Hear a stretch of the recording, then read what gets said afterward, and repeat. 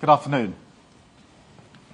I'm here at the G20 with one purpose, and that is to deliver for the British people. As a country, we're facing outward to the world once again, reviving the international influence that was neglected for years, rebuilding partnerships and using them to deliver on the things that matter at home: investment, growth, and security. Because we can only make lives better for working people if we're prepared to shape the global problems that are reaching into our lives more and more. The G20 represents 85% of global GDP. So we have a shared interest here in driving up growth and investment, and a profound responsibility to find solutions for the problems facing the world today: climate change, poverty, and hunger. And we made real progress. I was pleased to back President Lula's Global Alliance Against Hunger and Poverty to end the years of stagnation in the fight against poverty, because this is also an investment in stability and in tackling the factors that force people to leave their homes and make the long journeys that can end with criminal gangs exploiting them and putting their lives at risk in the English Channel. We will smash those gangs, but we will also work with others to address the root causes of the problem. And that's why here at the G20 meeting, we're building on our leadership in tackling climate change. And later this afternoon, we are launching our Global Clean Power Alliance, together with Brazil and other partners, to accelerate the clean energy transition, to cut energy bills, boost energy security, and reduce emissions around the world. We also made significant progress here in our bilateral discussions. With President Lula, we talked about our shared passions, football, of course, but also workers' rights, and our shared desire to grow the £11 billion trading relationship between our two countries. As a statement of intent, I'm pleased to say that we have agreed that all future Brazilian sovereign bonds will be listed on the London Stock Exchange, showing once again the gravitational pull of the City of London. I also welcome new investments from Mexico and from Chile, including into battery recycling technology, which will create 750 new jobs in the United Kingdom. And with Prime Minister Modi, I discussed how we could deepen the unique ties between our two countries. We agreed to take forward an ambitious new UK-India comprehensive strategic partnership covering key issues like security, technology, climate, health, and education. And starting with trade and investment, we therefore agreed to relaunch the FTA negotiations in the new year. With the Prime Ministers of Italy and Japan, I discussed how we can take forward our Global Combat Air Programme to build the next generation of fighter jets, boost our industrial capacity, and strengthen our national security for the long term. We looked ahead to the establishment of a new GCAP headquarters, which is due to be based in the UK, creating hundreds of jobs. Finally, I met with President Xi.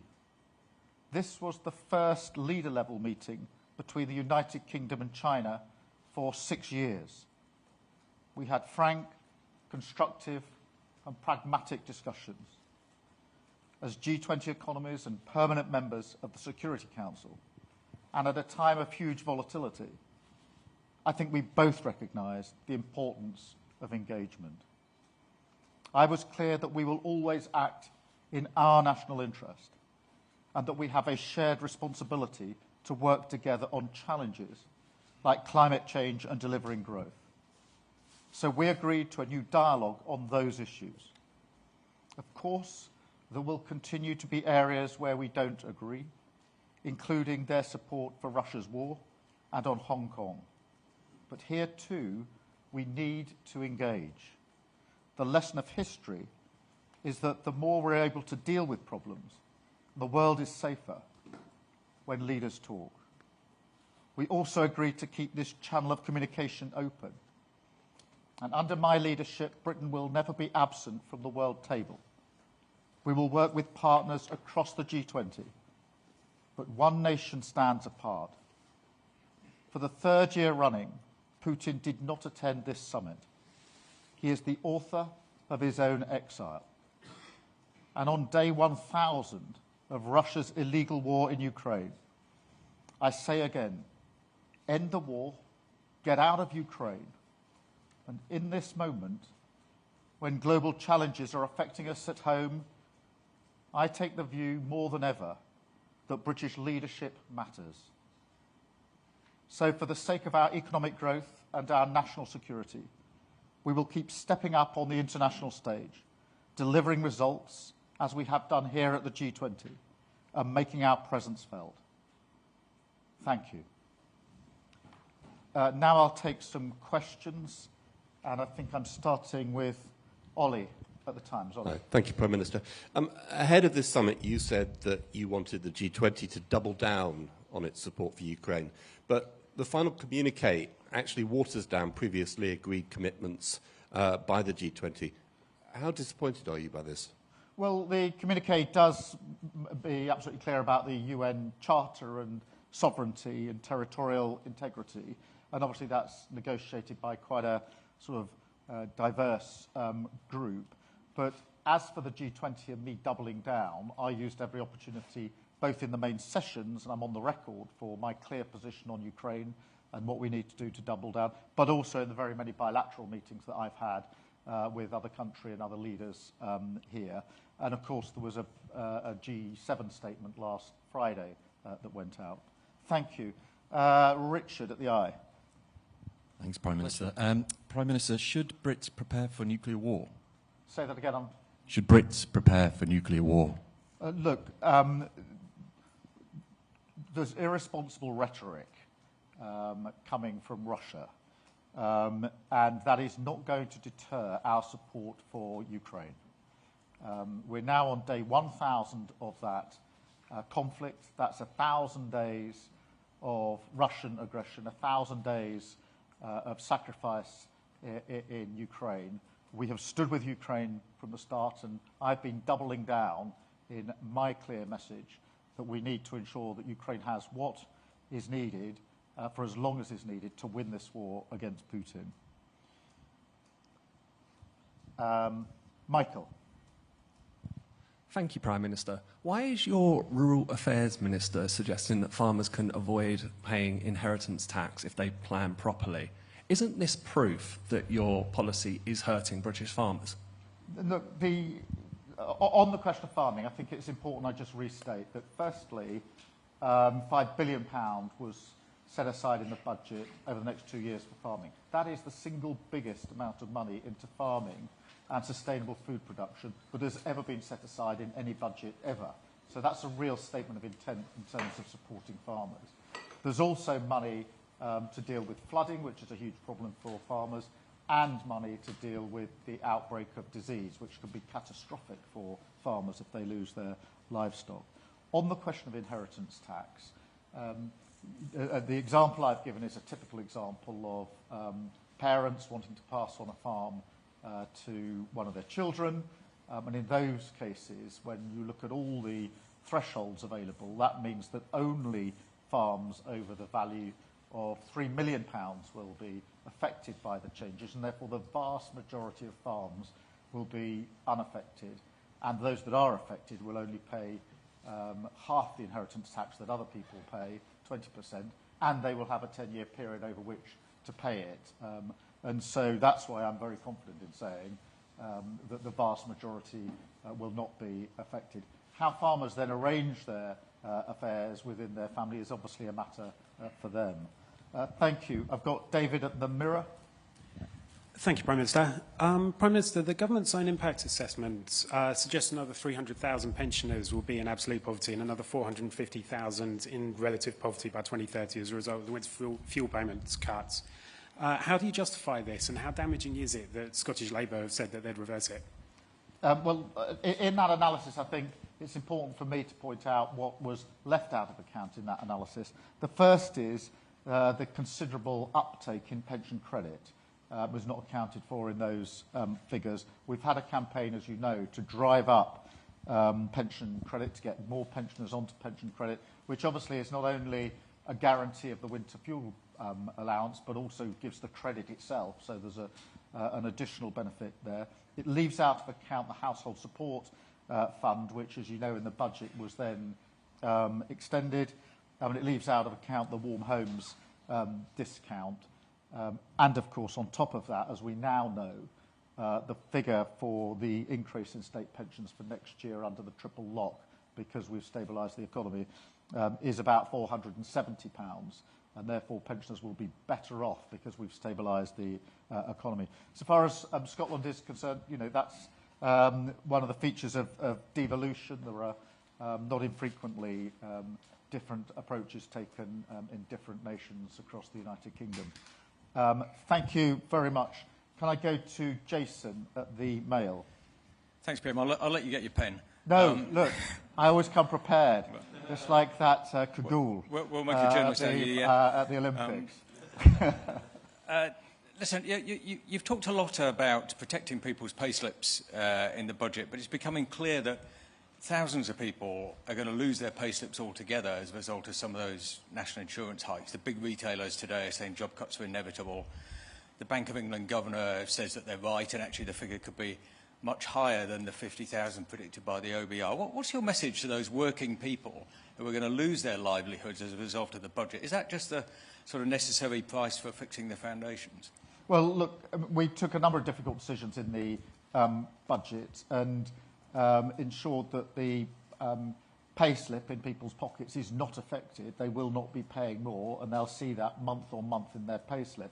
So far as the numbers affected, I mean, it is important, I think, to factor in the protection that we've put in place for employers, particularly small employers. So half of employers will either see no change to their NICs or they'll be paying less. And that is important because that's the difference we made by the changes we made to the employment allowance. So half of employers, as I say, no change or cuts to NICs. But look, we took difficult decisions, but fair decisions to stabilise the economy and to make sure that we could put ourselves in a position where we could make very important investment then into our NHS, into our schools and into housing. Thank you. George, the FT. Yeah, George Park from the FT. You mentioned Hong Kong and China in your introductory remarks, and as you know, Prime Minister, dozens of lawyers, academics, journalists, pro-democracy activists have just been jailed for alleged subversion in Hong Kong.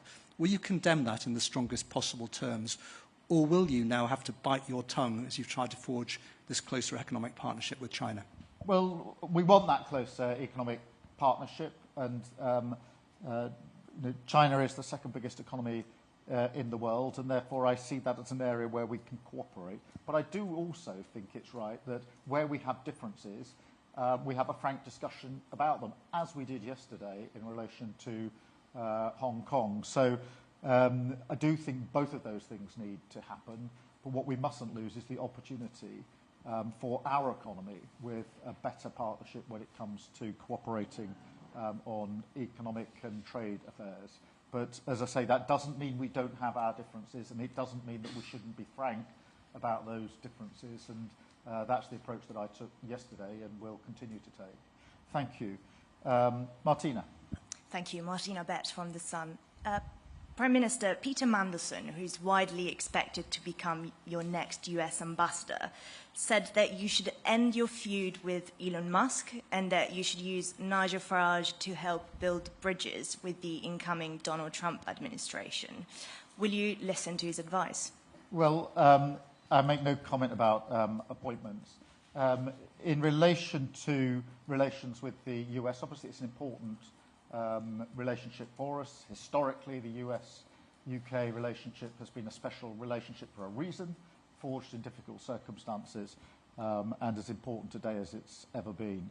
And that is, in forging that relationship, I've obviously spent time with President-elect Trump back in September when I was in New York, and we had dinner together, and then spoken to him on the phone. And I think that's right in terms of building the relationship as we go forward. Thank you. Caitlin. Thanks, Prime Minister. There are warnings about job cuts over your changes to NICs. There are farmers protesting in Westminster over inheritance tax, and there are warnings about pensioner poverty due to the winter fuel changes. Do you still have confidence in your financial plans and, by extension, Rachel Reeves? Absolutely. We had to stabilise the economy. We had to deal with the 22 billion black hole, and we needed to invest in the future of our country. And the reason we got into such a mess for the last 14 years is because the last government refused to take a single difficult decision. And you saw at PMQs just 6 days ago, they're still in the same camp. So they are still saying, we want all the benefits. You heard the Leader of the Opposition. She wants the investment into the health service. She wants the investment into education. She wants the investment into housing. But she doesn't want to raise any of the money to pay for it. That's exactly why we got into the problem in the first place. Unfunded commitments. We've ended that. We've turned a page. And the best evidence of that is the investment that is now coming into this country in a way it wasn't coming in for the last 14 years.